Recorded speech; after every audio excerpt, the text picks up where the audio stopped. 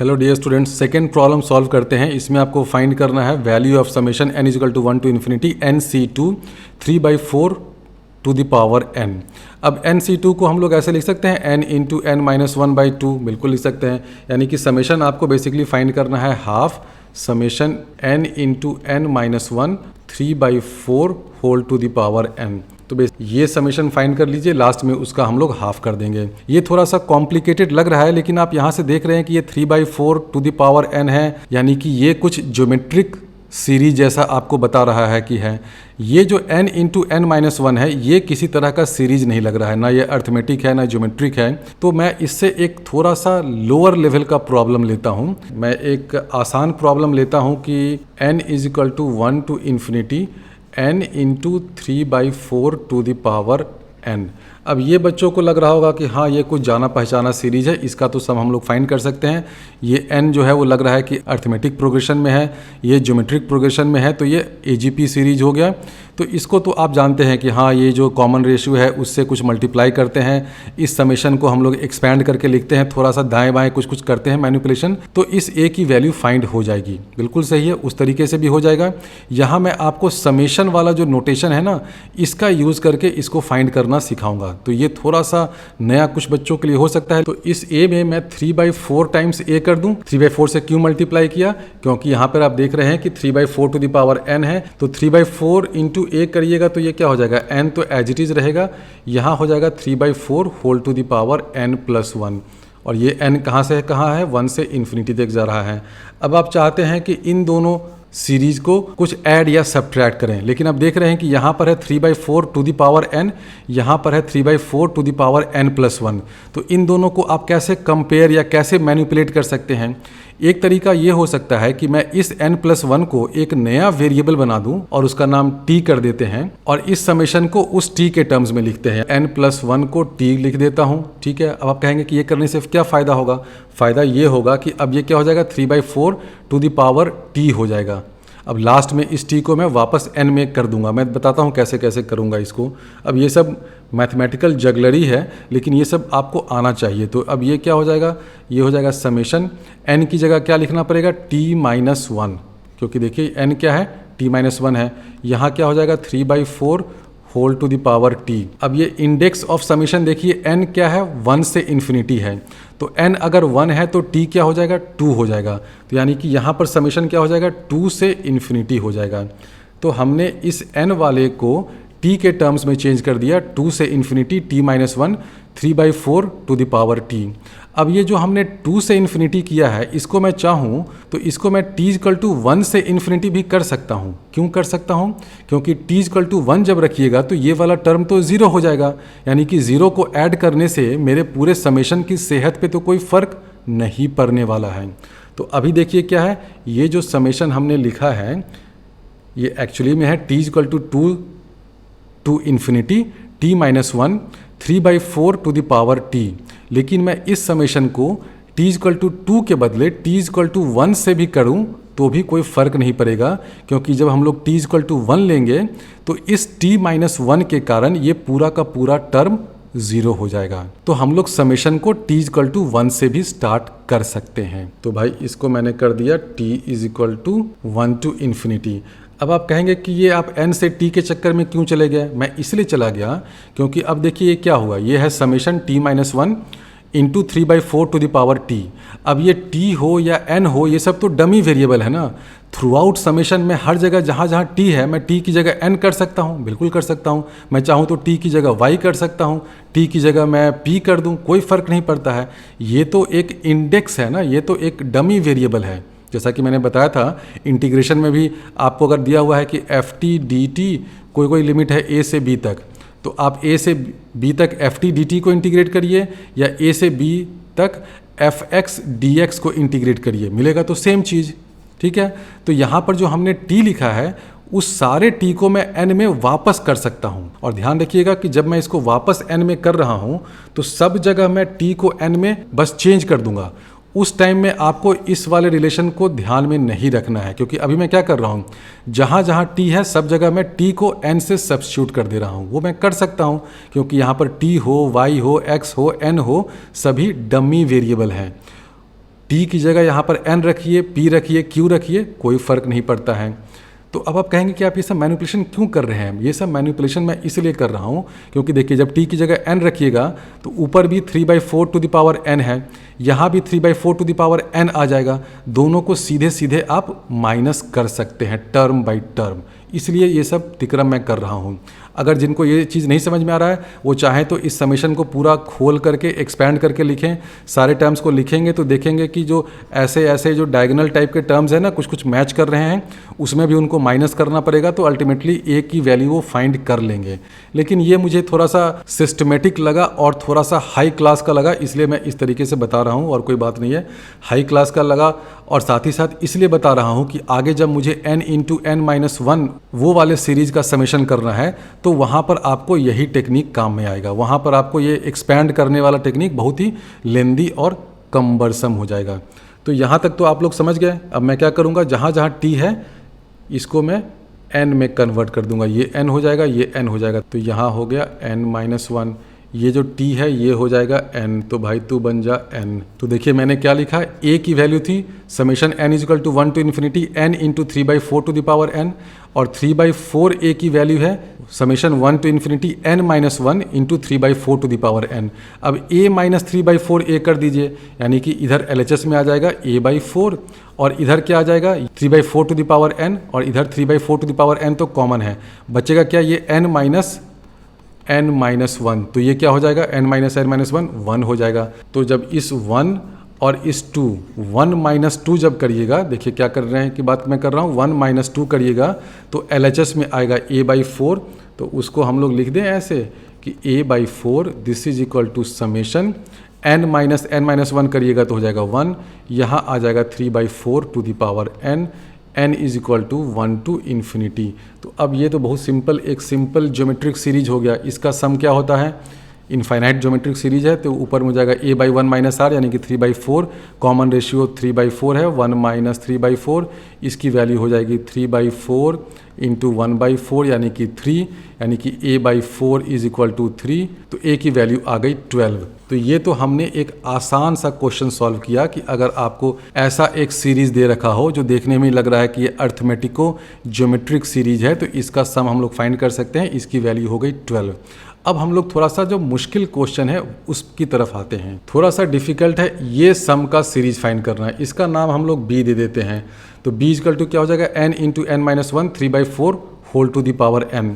लेकिन इसमें भी हम लोग एग्जैक्टली वही टेक्निक लगाएंगे जो अभी हमने इससे जो आसान इसका छोटा भाई था ना जिसका सम करना था, उसमें जो टेक्निक लगाया एग्जैक्टली वही टेक्निक हम लोग यहाँ भी लगाएंगे तो हमारा काम बन जाएगा। इसमें भी आप देख रहे हैं कि सारे टर्म में ये 3/4 टू द पावर n का ये फैक्टर है, तो क्यों ना हम लोग b को मल्टीप्लाई कर दे 3/4 से, तो हमें मिल जाएगा 3/4 into B, this is equal to summation, यहाँ पर क्या हो जाएगा n is equal to 1 to infinity n into n minus one, ये क्या हो जाएगा 3/4 to the power n plus 1 हो जाएगा। तो अब आप देख रहे हैं कि यहाँ पे है 3/4 टू द पावर n, यहाँ आपको आ गया 3/4 to the power n plus 1।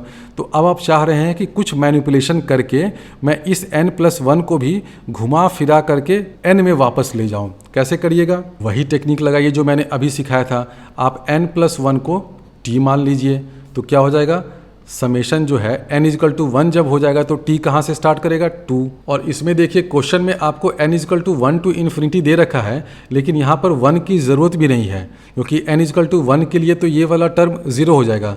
तो आप समेशन n इजकल टू 2 से इन्फिनिटी भी कर सकते हैं, कोई फ़र्क नहीं पड़ता है। आप यहाँ पर 1 रखिए या 2 रखिए, कोई फ़र्क नहीं पड़ता है। मैं इसको n इजकल टू 2 कर देता हूँ ताकि नंबर ऑफ टर्म थोड़े से कम हो जाए, तो मैं n इजकल टू 2 से स्टार्ट करता हूँ समेशन। तो जब n इजकल टू 2 हो जाएगा तो t की वैल्यू कहाँ से स्टार्ट होगी भाई, t की वैल्यू मैं लिख देता हूँ, t इज इक्वल टू यहाँ पर हो जाएगा 3। मैंने एक नया वेरिएबल t डिफाइन किया है such that t is equal to n plus 1। तो n अगर 2 है तो t 3 हो जाएगा, और t जो है वो 3 से स्टार्ट होकर के ऑब्वियसली इन्फिनिटी तक जाएगा। n को अगर हम लोग t के टर्म्स में लिखे तो ये क्या हो जाएगा t माइनस 1, और ये क्या हो जाएगा t माइनस 2, ये हो जाएगा ना। ये वाला जो टर्म है n माइनस 1 क्या हो जाएगा, n की वैल्यू क्या हो गई भाई t माइनस 1 है ना, तो n की जगह t माइनस 1 लिखिए, n माइनस 1 की जगह t माइनस 2 लिखिए। अब ये क्या हो जाएगा 3/4 whole to the power t, तो कर दो भाई, तो ये हो जाएगा 3/4 whole to the power T. अब देखिए यहाँ मैं क्या कलाकारी करता हूँ, एग्जैक्टली सब कुछ वही करूँगा जो मैंने पिछले पार्ट में किया था ए को फाइंड करने में। यहाँ पे आप देख रहे हैं कि आप t इक्वल टू 3 से समेशन कर रहे हैं, लेकिन मैं कहता हूँ कि मैं t इक्वल टू 3 के बदले अगर t इक्वल टू 2 से समेशन स्टार्ट कर दूँ तो कोई नुकसान है क्या? कोई नुकसान नहीं है भैया, क्योंकि अगर आप t इक्वल टू 2 लीजिएगा तो ये वाला टर्म तो वैसे ही t-2 के कारण पूरा पूरा ज़ीरो हो जाएगा, यानी कि ज़ीरो आप किसी भी सीरीज में ऐड कर दीजिए तो आपकी सीरीज के सम पे कोई फ़र्क नहीं पड़ता है। तो यहाँ पर आया तो है कि भाई t इक्वल टू 3, लेकिन इस t इक्वल टू 3 को मैं बड़ी खूबसूरती से t इक्वल टू 2 से भी स्टार्ट कर दूँ, ऐसे कर दूँ तो भी ये समेशन की वैल्यू सेम रहेगी। किसके कारण सेम रहेगी? क्योंकि अंदर में एक t-2 फैक्टर बैठा हुआ है।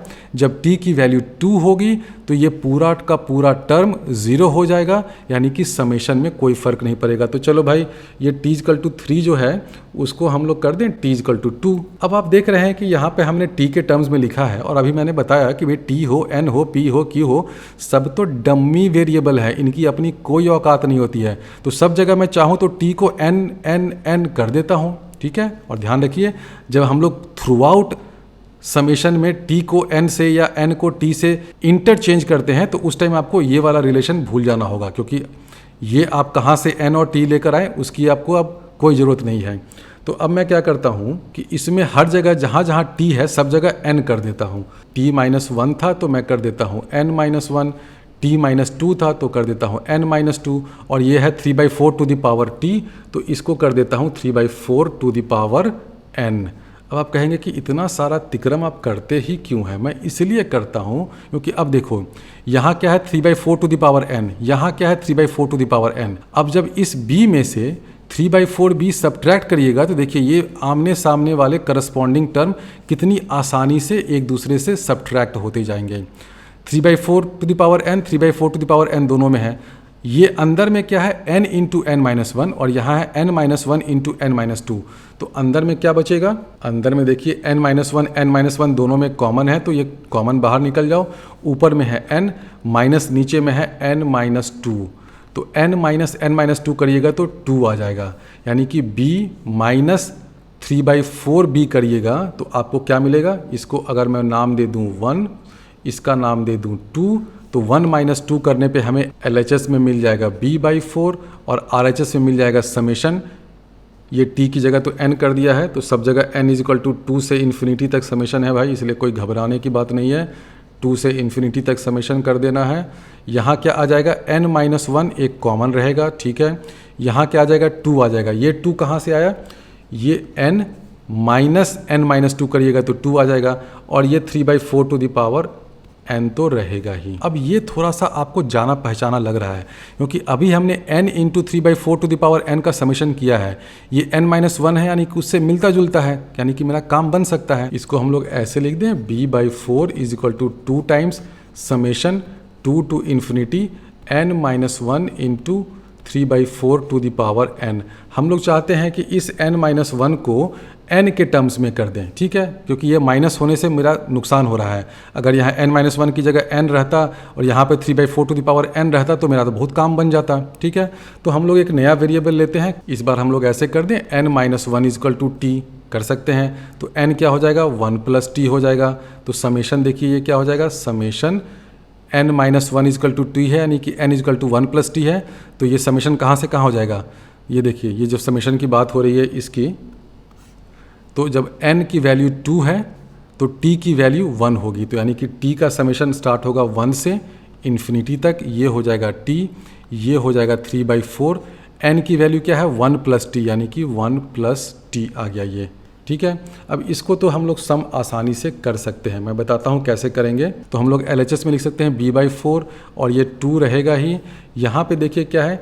3/4 whole to the power 1 + t, तो 3/4 टू द पावर 1, इसको एक हम लोग बाहर निकाल लें। आ जाओ भाई बेटे, तो बाहर आ गया 3/4 बाहर आ गया।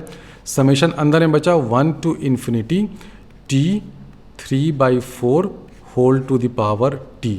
अब आपको लग रहा होगा कि हाँ, ये तो हमने अभी अभी फाइंड किया था ताज़ा ताज़ा, वहाँ पर t की जगह n था, लेकिन उससे कोई फ़र्क नहीं पड़ता है। आप चाहें तो इस क्वेश्चन में भी जहाँ जहाँ t है वहाँ वहाँ n कर दीजिए, कौन रोकता है आपको। तो ये जो चीज़ है ना, ये है a, जो मैंने अभी पिछले पार्ट में फाइंड किया था, उसकी वैल्यू थी 12। तो a की वैल्यू 12 हो गई, तो इससे आपको b की वैल्यू मिल जाएगी। ये 4 और ये 4 कैंसिल हो जाएगा, यहाँ पे आ जाएगा 6 इंटू 12, b की वैल्यू आ गई 72। और ध्यान रखिए, ये हमने सम फाइंड किया है n इंटू n माइनस 1 का, और क्वेश्चन में आपसे पूछा था nc2 into 3/4 whole to the power n। तो nc2 में क्या होता है, n इंटू n माइनस 1/2 होता है, और ये सब तो रहेगा ही। तो हमने अभी जो सम फाइंड किया है वो किस सीरीज का है, n इंटू n माइनस 1 इसका है, और उसका सम हमने फाइंड किया है 72। तो ये 1/2 फैक्टर के कारण जो एक्चुअल क्वेश्चन था उसका आंसर हो जाएगा 36। एग्ज़ाम में कभी आपसे पूछ सकता है कि बेटे ये दे रखेगा आपको summation n into n minus 1 3/4 whole to the power n कर देगा, नीचे में कर देगा summation n 3/4 whole to the power n, और बोलेगा कि इसकी वैल्यू फाइंड करो। और दोनों में समेशन जो है n इजकल टू 1 से इन्फिनिटी है, इसमें भी समेशन n इजकल टू 1 से इन्फिनिटी है। तो इसको आप कैसे फाइंड करिएगा, बहुत सिंपल है ना। ये क्या है, ये जो अभी हमने एक फाइंड किया था वही a के बराबर है, यानी कि डिनोमिनेटर की वैल्यू कितनी हो जाएगी, इसकी वैल्यू हो जाएगी 12। और न्यूमरेटर में क्या है, न्यूमरेटर में वही है जो मैंने अभी फाइंड किया है b, उसकी वैल्यू है 72। तो इसकी पूरे की वैल्यू हो जाएगी 72/12 6। इस क्वेश्चन को आप एक दूसरे मेथड से भी सॉल्व कर सकते हैं। आप एक इनफाइनाइट सीरीज लिखिए, उसमें n into n minus 1 X to the power n करिए, और इस इनफाइनाइट सीरीज वगैरह का हम लोग टर्म बाय टर्म डिफरेंशिएशन अगर एज्यूम कर लें कि हो रहा है, तो वैसे करने पे भी हो जाता है, कुछ कुछ करना पड़ता है, हो जाता है। लेकिन मैं उस मेथड से इसलिए नहीं कर रहा हूँ क्योंकि उसमें आपको एक बेसिक फंडामेंटल अजम्पशन लेना पड़ता है कि ये जो इनफाइनाइट सीरीज है n equal to 1 till infinity, इसका अगर हमें डिफरेंशिएशन करना है तो मैं इनफाइनाइट सीरीज का डिफरेंशिएशन करूं सम करने के बाद, या मैं सम करने से पहले हर एक टर्म का डिफरेंशिएशन करूं और उनको ऐड कर दूं, दोनों इक्वल होगा। ये मैं एज्यूम कर रहा हूं, लेकिन हर केस में वो इक्वल नहीं होता है। उसके लिए बहुत सारा उसका एक बहुत डिटेल थ्योरम होता है कि ये जो सीरीज है यूनिफॉर्मली कन्वर्जेंट होना चाहिए, बहुत तरह तरह के चोचले होते हैं। तो इसलिए मैं उस मेथड का इसमें यूज़ नहीं कर रहा हूँ, लेकिन बहुत सारे बुक्स में आपको वैसा भी दिख जाएगा कि हाँ, कुछ इनफाइनाइट सीरीज लिखो, उस सीरीज को टर्म बाय टर्म डिफरेंशिएट कर दो, दो बार करिएगा तो आपको इस क्वेश्चन का आंसर मिल जाएगा।